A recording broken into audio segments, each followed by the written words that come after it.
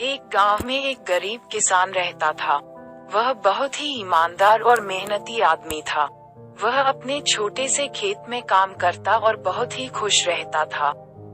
पूरे गांव में किसान की ईमानदारी के बहुत ही चर्चा थे। उसका एक दोस्त था जो उस गांव के राजा के यहाँ सिपाही का काम करता था। वह किसान से उसके घर रोज मिलने जाता था। एक बार राजा ने अपने दरबार में एक ऐलान किया कि उसके बगीचे में काम करने वाला एक अच्छा सा कारीगर चाहिए जो उसके बगीचे के पेड़ पौधों और फूलों का ध्यान रख सके। राजा का यह ऐलान सुनकर किसान के दोस्त सिपाही ने सोचा कि यही मौका है कि किसान से मित्रता निभाने की मैं उसे यहाँ बगीचे में काम पर लगवा दूंगा। उसका वह मेरा साथ भी रहेगा एवं किसान का भला भी हो जाएगा। ये सोचकर उसने राजा से कहा कि महाराज, मैं आपके लिए एक ऐसे आदमी को लेकर आऊंगा जो ये काम अच्छे से कर लेगा।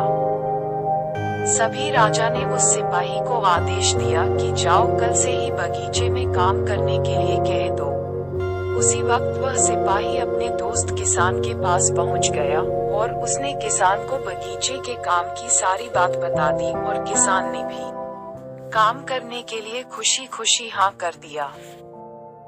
अगले ही दिन अपने दोस्त के साथ राजमहल पहुंच गया।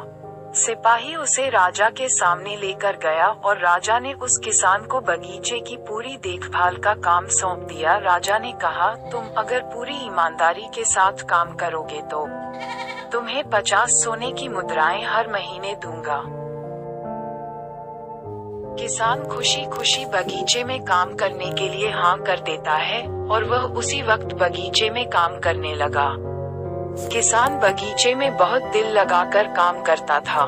कुछ दिन बीत गए। किसान ने बगीचे को बहुत सुंदर व हरा भरा बना दिया।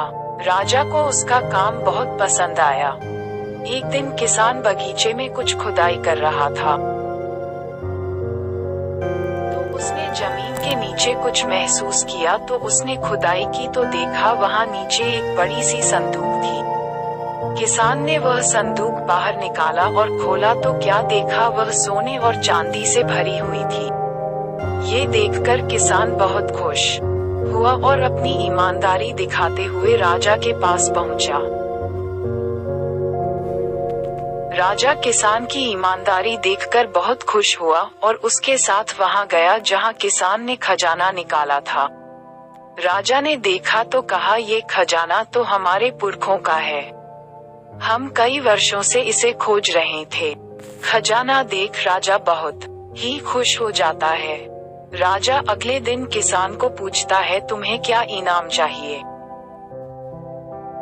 किसान बोला, मालिक, मुझे कुछ नहीं चाहिए, मेरे पास जो भी है मैं उसी में खुश हूँ। राजा उसकी इतनी अच्छी बात सुनकर और खुश हो गया और उसने किसान को अपना मंत्री बनाने का फैसला किया। किसान ने राजा की बात मान ली और मंत्री बन गया।